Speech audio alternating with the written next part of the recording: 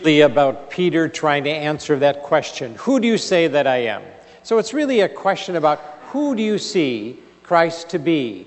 It's an analysis, an insight into what we're praying about and who are we praying to and what has God promised. So it's really about knowing who God is in Jesus and knowing what God has promised or asked of us. Peter gets it wrong.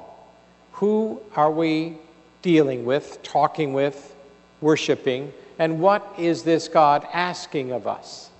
It reminded me of a rather silly story, but I'll pass it on. It's a story about a young woman, a mother, and the phone rings, she picks it up, and she says hello, and the other woman, a little older by voice, on the phone says hello, and the younger woman says, who is this? Well, it's your mother. Oh, Mom, I'm so glad you called.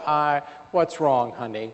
Oh, it's been a terrible day. She said, the baby is sick. I'm doing the laundry. I sprained my ankle going downstairs. I can barely move. I have to go out and buy food for dinner tonight. I don't know how I'm going to get it all done. It's just a mess. And with a very compassionate and loving and soothing voice, the woman says, honey, I'll be there. I'll come. I'll help you take care of the baby. I'll make sure that we go out and I'll get some food for shopping and getting food and the dinner ready to begin. And I'll make sure the laundry is finished and everything is done. Don't worry. Oh, Mama, that's wonderful news. I can't thank you enough. And then the woman says, and then I'll also call Sean to make sure he knows what's happened, so maybe he can come home from the office a little early. There is a little silence, for the younger woman says, Sean, who's Sean? And the older woman says, well, Sean, you know, your husband, I'll call him and he'll come home from the office. Again, there's a pause. My husband's name is Jim. He works in the store. Again, a shorter pause, but the older woman says, Natalie? And the young woman on the end says, no, my name is Jane. The older woman says, oh, I'm so embarrassed. I must have dialed the wrong number. And then Jane says, does that mean you're not coming? Know who you're talking to and what they're promising. That's a silly example, but that's the gospel. Who are you talking to? And what are they promising? All of us know what Peter is experiencing. Peter is messed up. He's made a mistake. Now, none of us want to make mistakes. None of us go out to mess up, but we do. It's part of the human condition. We're not perfect. We fail. We make mistakes. So here's Peter. He has just done a wonderful thing. He has acknowledged Christ as the Messiah. But after that, he has so inflated himself that he thinks he knows it all. So when Christ begins to say, I will have to suffer and die, Peter goes to him and almost wants to instruct them. No, you don't. There's another way. Don't worry about that. He makes a terrible error.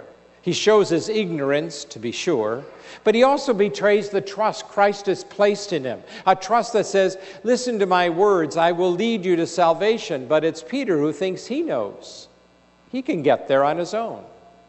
So the Lord is telling us in this story, what do you do when you fail, when you mess up? Do you know who you're dealing with, who you're relating to, and what this God shall ask of you? So look what happens to Peter after he makes a mistake.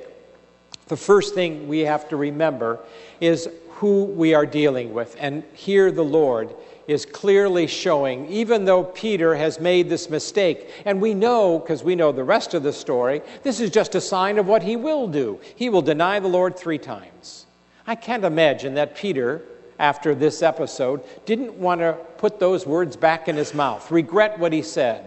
And even more so later on, during the trial and the arrest, when he denies the Lord in front of all, he must have also at that time regretted it bitterly, what he had done, being embarrassed by what he had done, ashamed for what he had said.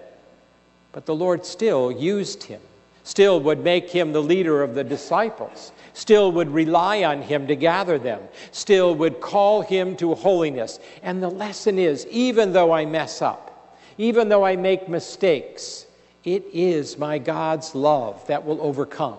My God's love is without condition, without end. Oh, I may mess up in a lot of ways. I mess up in relationships. Sometimes I'm not very attentive to my spouse. Sometimes I alienate my family, and I sometimes ignore my friends. There are times when I mess up at work and I take on more than I think I can achieve, and I end up cutting corners and ruining the whole thing. Or sometimes I just am not that loyal and that good, that trustworthy. Sometimes I make mistakes even with myself. I become apathetic. I make excuses why I can never help you. I don't do the good I should do. But in all of that, the Lord is telling Peter and us, I still love you. You are still my daughter, still my son. Paul will write later on in his epistles, he says, there is nothing that will ever separate you from the love of God. That's important. Some of us just feel our sins are so grave, our faults are so deep, our lives are not so good, that God could not love us. And here this gospel says, oh yes, I do. I love you enough to die for you. I loved you enough to always call you daughter and son. I have loved you without limit or condition. That's an important lesson. Often we don't live by it and we don't understand it, but that's who we are talking about. That's the one we're relating to, the one without any condition on love. And then there's another lesson here. For after that, Jesus tells Peter, you're going to have to carry your cross. You're going to have to walk with me with your cross. Now, most of the time, when I hear that, I think about the crosses that maybe just happen in life. Maybe the crosses I bear with illness or aging, or the crosses I bear with difficulty within a family. Those are things outside of me, and surely, and many times, I do carry those crosses. But I think what he's telling Peter here is sometimes you carry the crosses of your own making. Our sins, our faults, our failings, the way we mess up. We carry those scars. Oh, the sin may be forgiven, the event long past, but there's still on my hands and my body scars from what I've done. We all know that, scars. And we carry those crosses, and I think that's what he's telling us. You've got to walk with some of the things you've done. You've got to walk with some of the consequences of what has happened. You will walk with that reoccurring sin or fault or failing your whole life. I remember as a young priest, one of the first times I went in the parish to an AA meeting. I was down there, and I had known a number of the parishioners who were there. So I was surprised by one particular parishioner, for I was new to the 12-step program and its tenets and a way it's lived.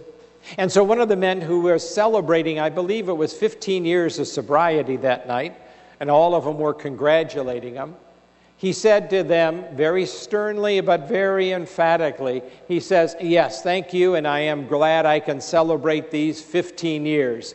But remember, as he looked at all of them, I'm still a drunk. That took me by surprise. That seems like such a harsh term. But he didn't sugarcoat it. I'm still a drunk. And what he was saying by that is, I'm going to carry that cross because that cross not only tells me of my weakness, it reminds me of God's strength. It reminds me God, my higher power, will help me carry that cross. But I carry it to remind myself not to get so proud, not to get beyond myself. I think that's a good way of looking at the crosses I carry. Surely some of them come my way without any of my faults, but a lot of them come because of my faults.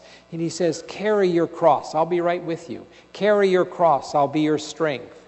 But carry it and know it unites us. So maybe that silly story was just that, a story, but it does tell us. Remember who will help you.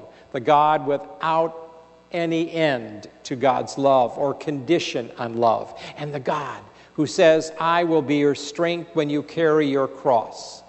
So look, remember who God is and what God has promised.